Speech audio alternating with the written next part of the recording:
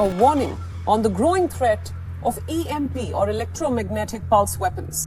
EMP is a unique, sort of non-conventional weapon in the sense that it wouldn't necessitate a nuclear response. An EMP weapon is one that directs a massive explosion of energy over an intended target. You destroy infrastructures, the electrical grid, maybe telecommunications industries, and everything else falls after that. I'm concerned where it's headed because Putin is not the kind of guy who has become what he is by showing a weak side. Such an attack can knock out virtually all communications and other critical services of countries in a matter of minutes. It certainly has the potential to draw in other countries into that fight. The US is at a pivotal moment if it wants to avoid a potential doomsday scenario.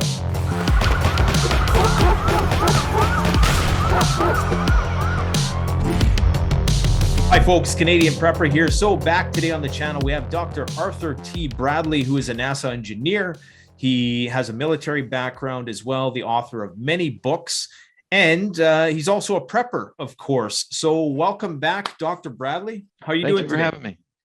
Yeah, doing good. That's excellent. So we have a lot of stuff to talk about today. We're actually going to be answering some of the subscriber questions from the first video that we did about 2 or 3 weeks ago. You can go and check that out. I'll post a link to that right up here in the top left-hand corner. And we're also going to be talking a little bit about current events, because I personally am dying to hear what the doctor has to say about the current situation on the Eastern Front and how his expertise can be useful in trying to decipher that situation. So I just thought we would maybe get your thoughts on the current scenario. What are you seeing, and are you seeing any effects as a result of this on your own personal life? Is it something that's just in the news, or are you concerned that it's going to escalate? What are your prognostications on the Russia-Ukraine situation? Sure. Yeah. No, I don't have any more insight than anyone else other than, keeping up with what's happening. So take that in account. But yeah, I'm concerned about it for sure. I think everybody knew Russia was posturing to either invade and take some territory, or maybe they were using it as some political leverage. I think last time we talked about that. Obviously, they were really posturing to invade, and that's what they're doing. I think what's been so surprising is two things. One is that the story that they were selling their soldiers, which is you're going to be welcomed as heroes, much like people were in Iraq and so forth, did not play out, right? They were not welcomed as heroes. They were welcomed as invaders, and the Ukrainians have put up quite a fight. I think that surprised the Russians a bit. That's one thing that happened that's playing out. And the second thing is that the world reacted really unanimously, which is amazing considering how divided we were over the pandemic and other things.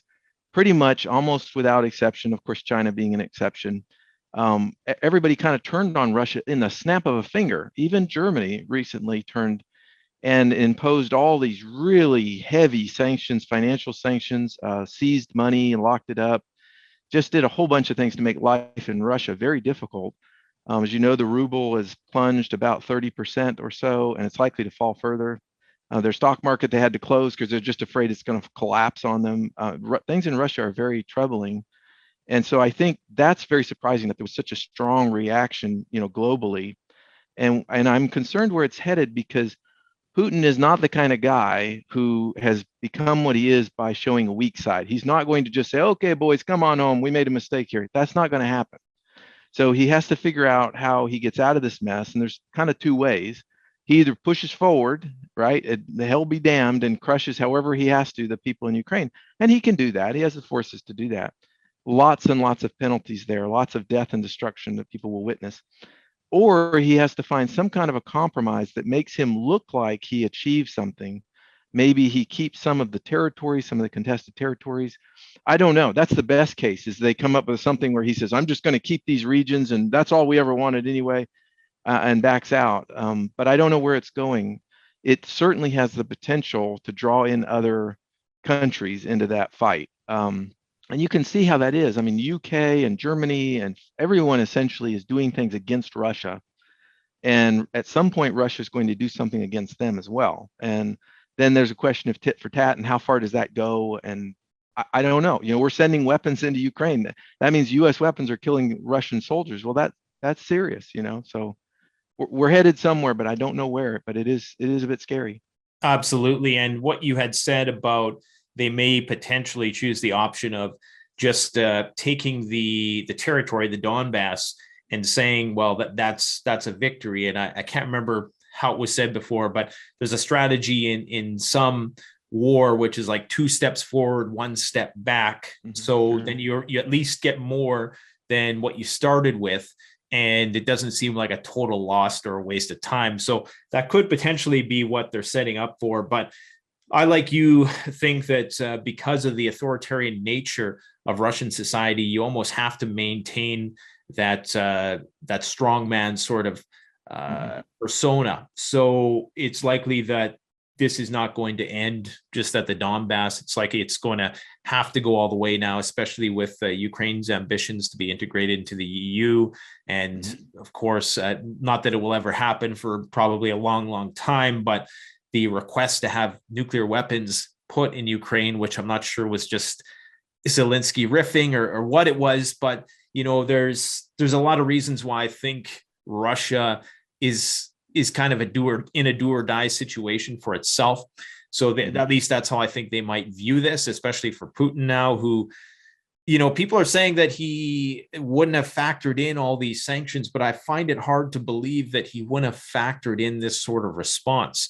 So I'm wondering if there is a broader scheme at work that just hasn't presented itself yet, because even the notion that they would be met as liberators, I mean, unless you're really young and naive, I don't know how you can. I mean, a lot of soldiers are young, but I don't know how you could believe that unless you were just really indoctrinated into this militaristic mindset and isolated from the rest of the world. But these soldiers have cell phones. In fact, they're on Tinder trying to get Ukrainian dates right now, apparently. So yeah, it's a different kind of war. Anyway, okay. So what the question I have for you, being a NASA spaceman, is that you say? Is it NASA? NASA, right? Is that how you say NASA? NASA. Okay. Yeah. Yeah. It's my Canadian accent. NASA. All right. How could this war be taken to space? Because remember when this all kicked off, the Russians shot down one of their own satellites. Now, Putin has said that if you try to intervene, we are going to respond in a way that you've never seen before. Now, a lot of people have interpreted that as a nuclear threat, but I've also heard some theories that this might actually be some kind of reference to doing something in space, like taking down satellites or doing something that's not nuclear, which may still have NATO on the fence with respect to whether or not they want to respond. So do you see this moving into space at all? I doubt it. I think that's more of a direct attack on a sovereign country. Our space assets are our property, just like Russia's assets are their property. So they certainly have the ability to shoot a U.S. satellite down, or they could even take out the station if they wanted to, the International Space Station. At one time, I think they threatened to do that, by the way. They could do that, but it would be essentially like destroying a small city in the United States or some property of the United States. And we would have to reply with some action of our own. And that's all but asking for a war. So I kind of doubt that it will go that way unless there was like a really strategic target that they felt was interfering with their war, then they might. But otherwise, it just looks like they would be ratcheting up the conflict. And I don't think they would want that. So before we started here, I sent you an article. Russia could win World War III in Europe with an EMP nuclear attack.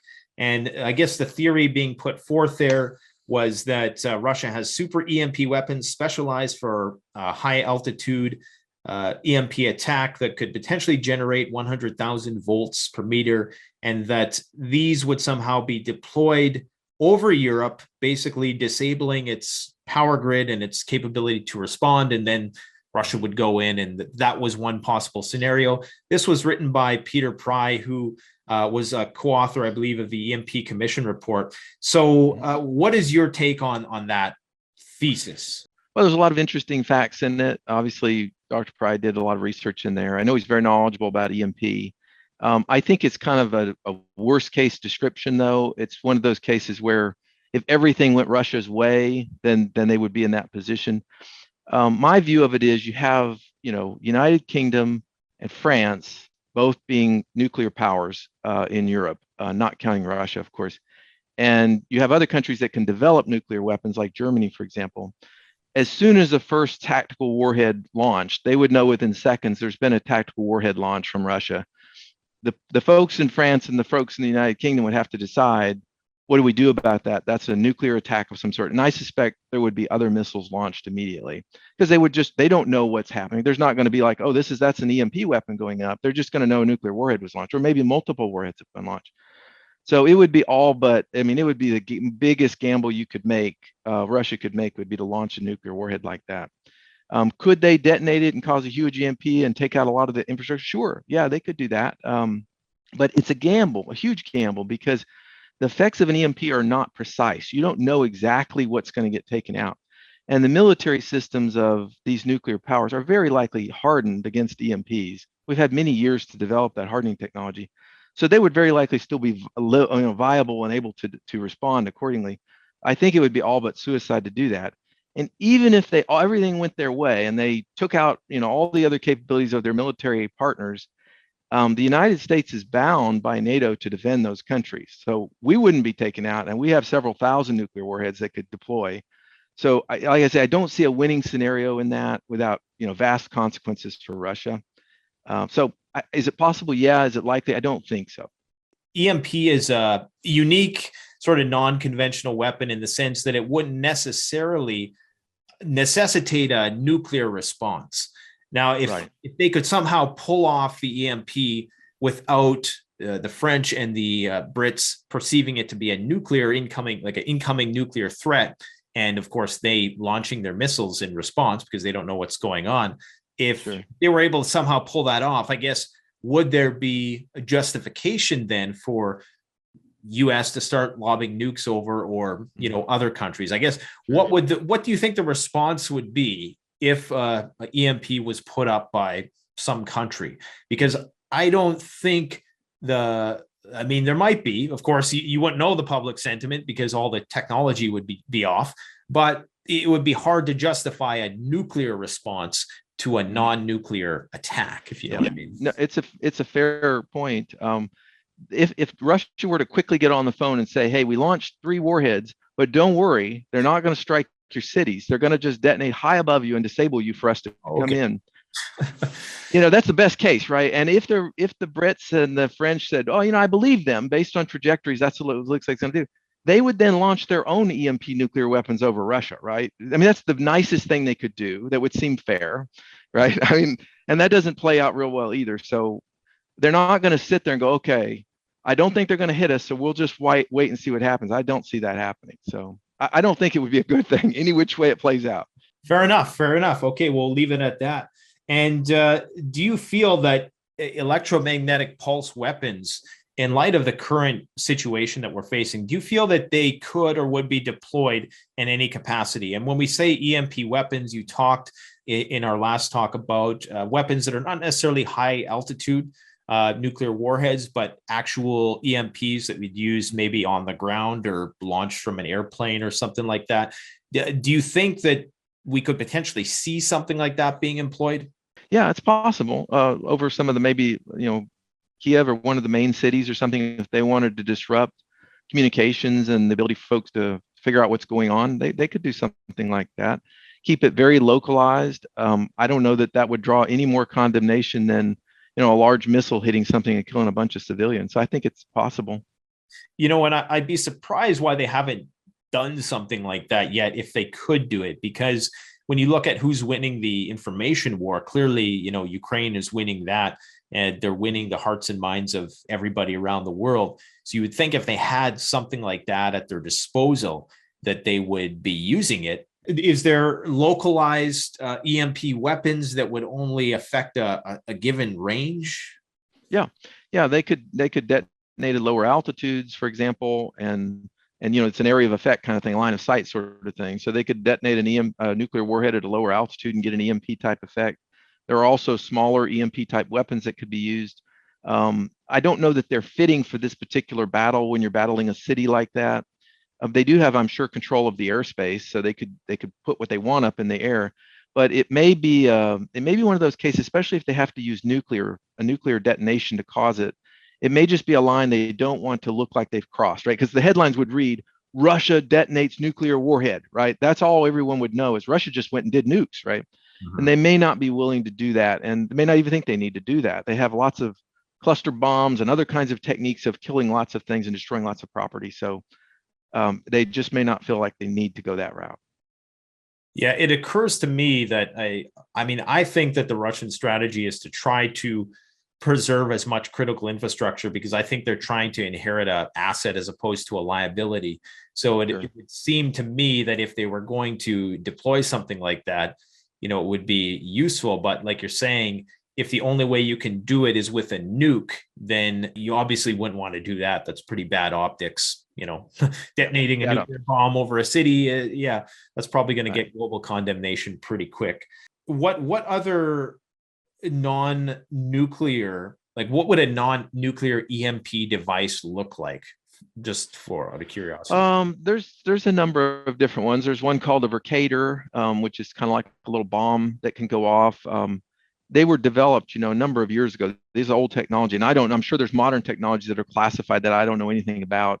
There's even types that can go in the back of a van, that sort of movie type EMP weapon where it's basically, it's a giant capacitor that you end up dumping a bunch of energy very quick. And then that energy sends a pulse out, and you might take out an installation or something, a small military installation with something like that. And I don't even know if we would know that they use something like that. It might be a small enough scale that's just part of the battle and you didn't know. So I'm not sure. And it may not be, like I said, it may not be a big enough factor in this war that, destroying the other guy's electronics may not be what the concern is. It may be breaking down their resolve or, some infrastructure that you're trying to take out. I mean, I imagine most of the infrastructure in Ukraine, electricity and so forth, is spotty at best right now anyway, with the damage that's occurring. Electrical infrastructure for sure is the most critical. Our power grid, if you can take that out, everything else is dependent on it. If you took out enough of those large transformers, you can't bring back up the grid without them. You're in a real situation where people might be without electricity for several months.